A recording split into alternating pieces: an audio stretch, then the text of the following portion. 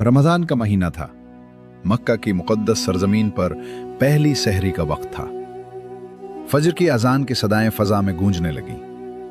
मक्का में रहने वाले लोग अजान की आवाज सुनते ही बैतुल्लाह की जानिब रवाना हो गए। लेकिन एक 60 साला बुजुर्ग अबू जुलैखा अभी अपने घर पर ही ठहरा हुआ था। उस बुजुर्ग ने बगैर कुछ खाए पिए रोजा रख लिया था। वो भूख की शिद्दत से निढाल था, इस वजह से नमाज के लिए खड़ा होने के काबिल नहीं था। उनकी गुज़श्ता रात भी फाके में बैठ गई। सारा दिन मजदूरी में गुजरा, इसलिए खाली पेट सहरी करके उस बुजुर्ग ने नमाज घर में ही अदा की। उसके बाद वो गमज़दा होकर एक कोने में बैठ गया। उस बुजुर्ग को अपनी फाका कुशी पर इतना दुख नहीं था। जो चीज उसे सबसे ज्यादा गमज़दा कर रही थी वो उसकी 2 बेटियां और बीवी थी। उस बुजुर्ग का कोई बेटा नहीं था। वो अपने घर का वाहिद कफील और जिम्मेदार था। लेकिन उसका एक चीज पर बहुत पुख्ता ईमान था कि वो ये कि जो मुकद्दर में लिखा है वो मिलकर रहेगा। उसकी बीवी कुलसूम उसे कहने लगी, अबू जुलैखा, आज तीसरा दिन है, हमने खाने को देखा तक नहीं है। आज के दिन भी बहुत गर्मी है और सब ने भूखे पेट रोजा रख लिया है।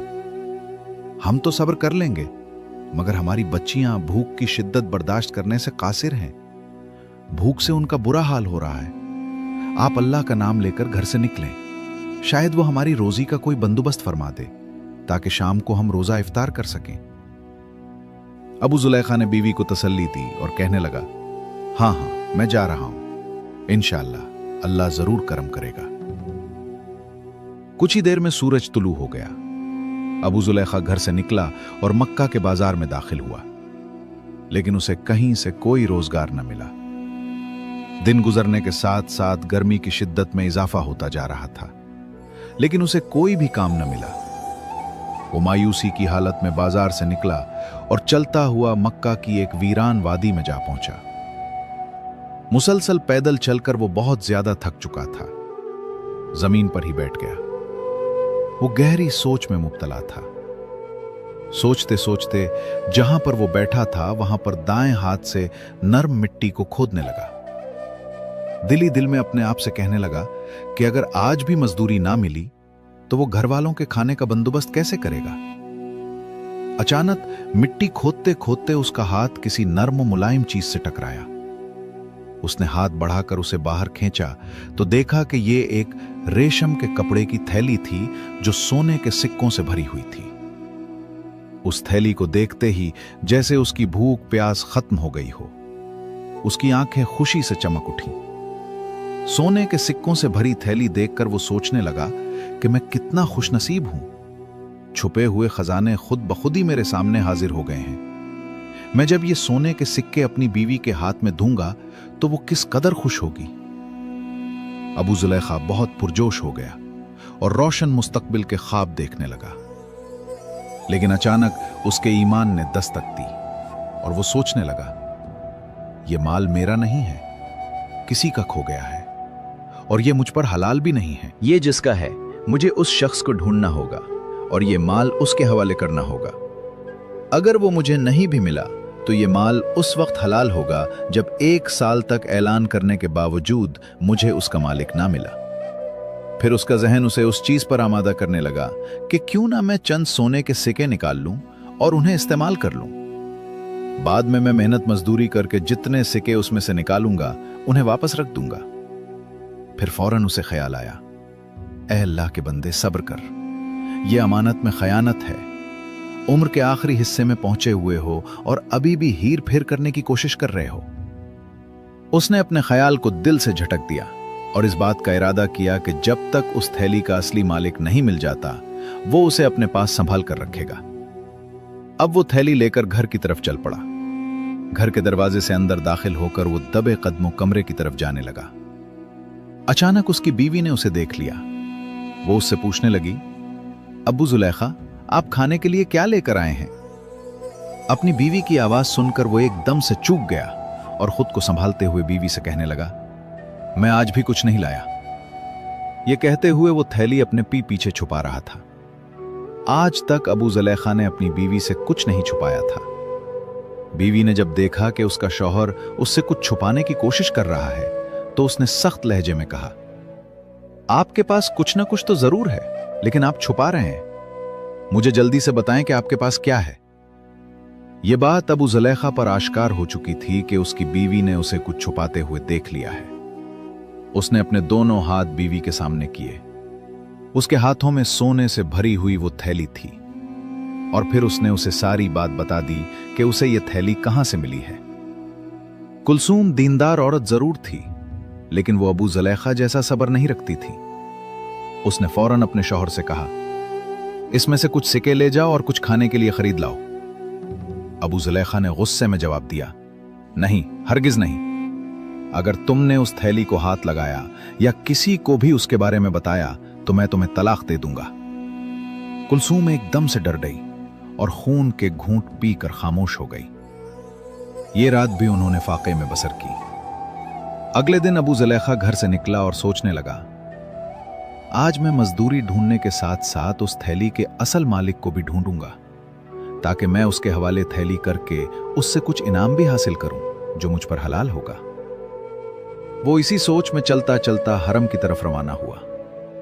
जहां पहुंचकर उसने सामने देखा कि वहां पर एक बहुत बड़ा मजमा लगा है। एक यमनी आदमी बुलंद आवाज में ऐलान कर रहा था, ए अल्लाह के नेक बंदो, मेरी एक थैली गुम हो गई है जिसमें 1000 सोने के सिक्के थे। जो कोई इसे रमजान के महीने में वापस करेगा, अल्लाह उसे 7 गुना बढ़कर अजर देगा। जब उस यमनी नौजवान ने अपना ऐलान मुकम्मल किया तो अबू जुलेखा ने अपना हाथ बुलंद किया और कहने लगा, मक्का में बहुत गरीब लोग रहते हैं, हो सकता है तुम्हारी थैली किसी खुदा तरस इंसान के हाथ लग गई हो। अगर तुम चाहते हो कि तुम्हारी थैली तुम्हें वापस मिल जाए तो तुम उसके लिए एक इनाम का ऐलान करो। हो सकता है वो शख्स इनाम का सुनकर खुशी से वो थैली तुम्हें वापस कर दे। उस यमनी नौजवान ने फौरन पूछा, बाबा जी आप ही बताएं, मैं इस थैली के एवज कितने सिक्के रखूं? जिस पर उस बूढ़े शख्स ने जवाब दिया, 100 सोने के सिक्के, यानी इस थैली का 10वां हिस्सा। जिस पर वो यमनी नौजवान बोला, नहीं बाबा जी, ऐसा नहीं हो सकता, यह बहुत ज्यादा है, मैं अपना मामला अल्लाह के सुपुर्द करता हूं। जिस पर वो बूढ़ा शख्स कहने लगा, बेटा बड़ी हैरत की बात है कि तुम अपने पूरे 1000 सोने के सिक्के गुवाना चाहते हो, लेकिन 100 सोने के सिक्के इनाम में देकर अपने उन बाकी के 900 सिक्के बचाना नहीं चाहते। जिस पर वो यमनी नौजवान कहने लगा, बाबा जी मैं इतनी बड़ी रकम इनाम में नहीं दे सकता, इसलिए मैं अपना मामला अल्लाह पर छोड़ता हूं। इस मजमे में एक शख्स जिसका नाम जैद बिन खालिद था, वो इस सारी गुफ्तगू को बड़े गौर से सुन रहा था। उसने अंदाजा लगा लिया कि सोने से भरी वो थैली शायद इसी बुजुर्ग के पास है। कुछ ही देर में मजमे का इख्तिताम हो गया तो सब लोग अपने घरों को लूटने लगे। इसके बाद जैद बिन खालिद अबू जुलेखा से मुखातिब होकर कहने लगा, बाबा जी मेरे पास आपके लिए एक काम है, क्या आप मेरे साथ चल सकते हैं?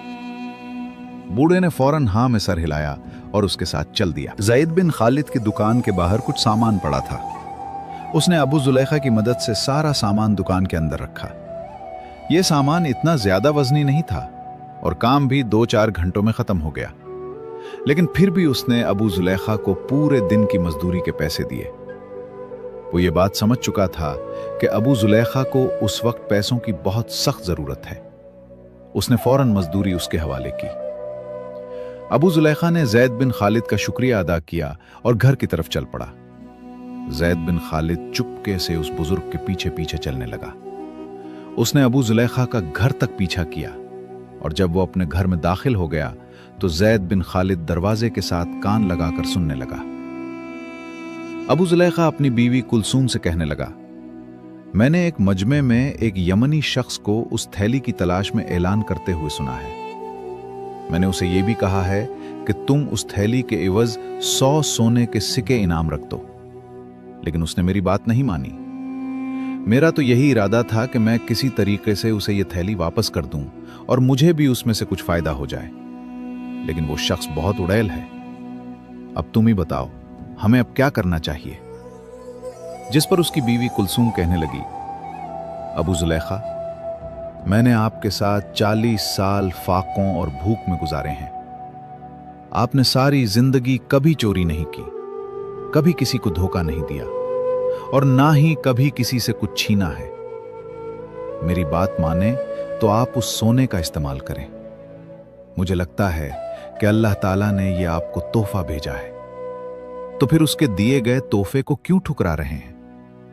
अगर आप ये सोचते हैं कि अल्लाह आपसे इन सोने के सिक्कों के बारे में सवाल करेगा, तो आप ये क्यों भूल जाते हैं कि वो आपसे भूखी बीवी और लाचार बेटियों के बारे में भी सवाल करेगा? जिसके बाद अबू जुलैखा दिल में सोचने लगा कि मैं इसमें से सोने के कुछ सिक्के खर्च कर लूं।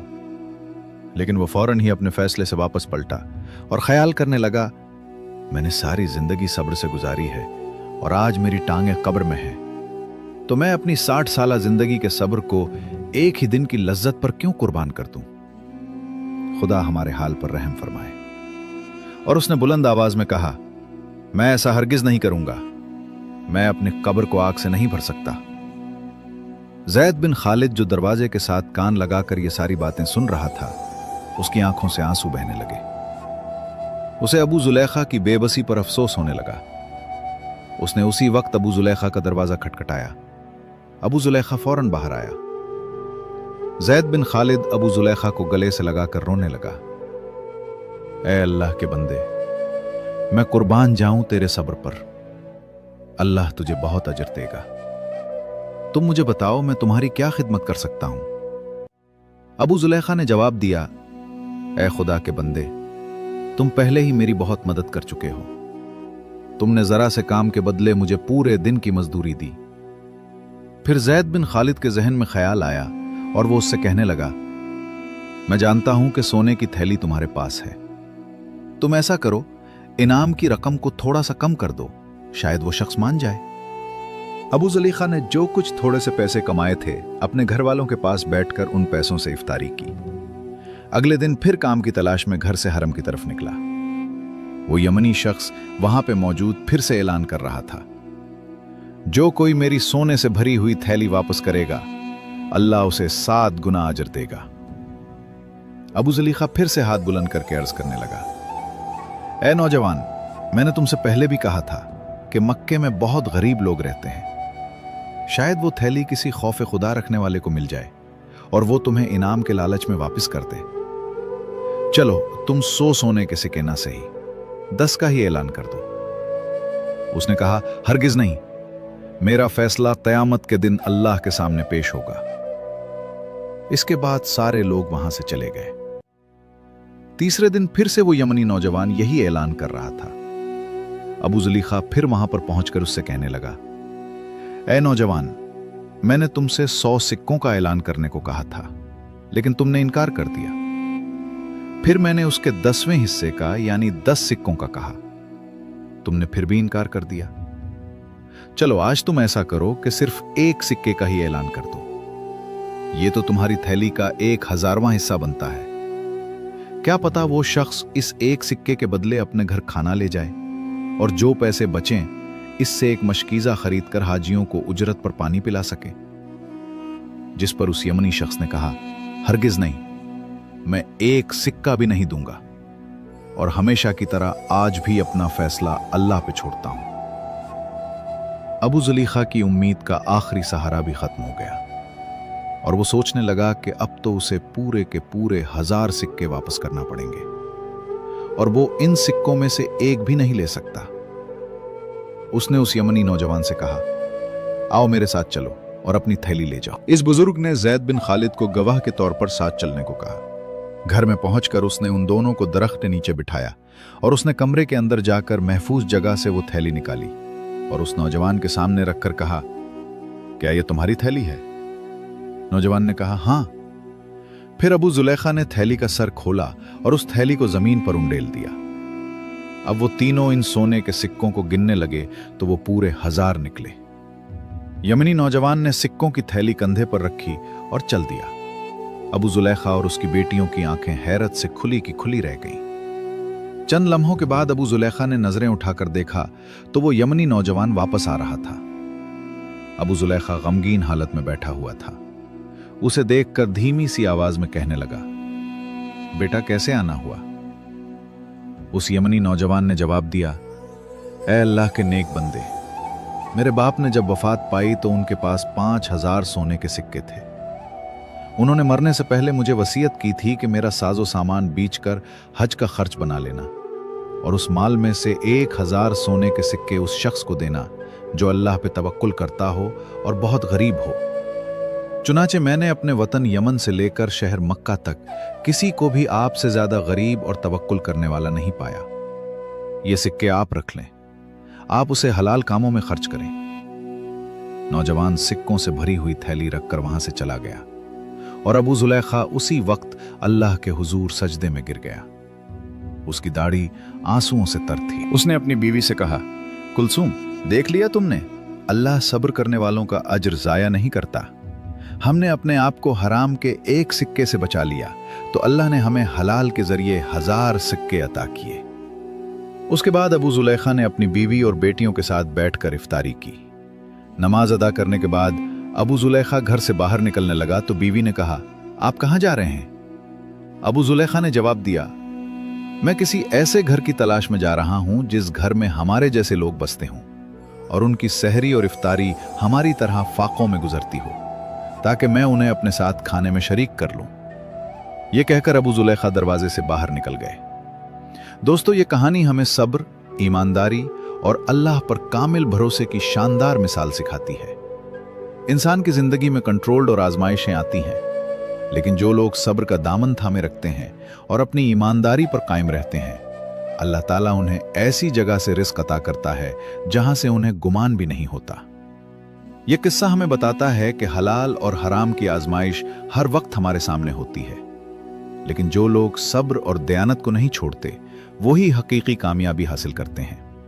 बाज़ औक़ात थोड़ी सी मुश्किलात इंसान को गलत रास्ते की तरफ ले जा सकती है, लेकिन जो लोग अपने ज़मीर की आवाज़ सुनते हैं वही आखिर में सुरखरू होते हैं। इस कहानी से हमें दूसरों की मदद करने और अपनी खुशियों को दूसरों के साथ बांटने का सबक भी मिलता है।